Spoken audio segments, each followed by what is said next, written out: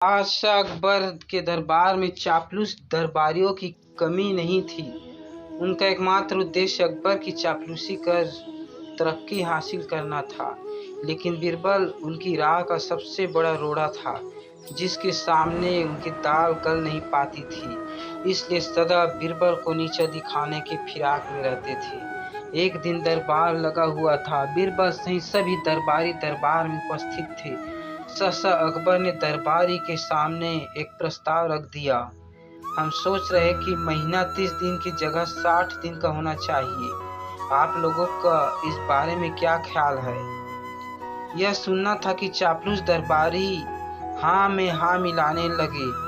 ये उनके लिए चापलूसी का बेहतरीन अवसर था। कुछ दरबारी ने कहा, जापना, आपका विचार अति उत्तम है। 30 दिन का महीना बहुत छोटा होता है, काम काज पूरे नहीं हो पाते, इसलिए महीना 60 दिन का होना चाहिए।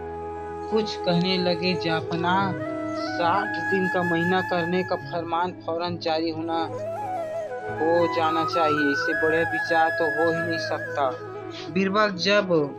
बीरबल अब तक चुपचाप बैठा सारी बात सुन रहा था। उसने इसके बारे में राय व्यक्त करने में कोई उत्सुकता नहीं दिखाई। बीरबल को खामोश देख बीरबल ने पूछा, बीरबल, तुम इस बारे में क्या कहते हो? क्या तुम्हारी राय भी अन्य दरबारी की तरह है? हुजूर, 30 दिन से 60 दिन का महीना कर देने का विचार उत्तम है, किंतु इसके लिए एक काम करना होगा। बीरबल शांति से बोला। अकबर कुछ कहते उसके पहले ही दरबारी एक स्वर में कहने लगे, हम बादशाह सलामत के आदेश का पालन करने के लिए कोई भी काम करने को तैयार है। अच्छी बात है। बीरबल बोला, आप लोग तो जानते ही होंगे कि पृथ्वी पर 15 दिन चांदी रातें, 15 दिन अंधेरी रातें चंद्रमा के कारण होती है।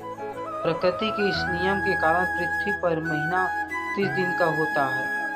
अब जब आप लोग 60 दिन का महीना करने के लिए कुछ भी करने को तैयार है, तो ऐसा कीजिए कि चंद्रमा को कहकर 30 दिन चांदनी रातें, 30 दिन अंधेरी रात करवा दीजिए। यह सुनना था कि चापलूस दरबारी बगले झांकने लगे।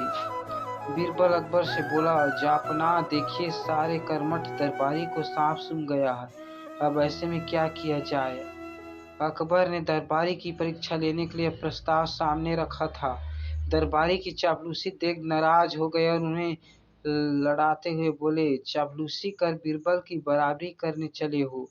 जानते नहीं, बीरबल की बराबरी के लिए अक्ल चाहिए, चापलूसी का गुरु नहीं।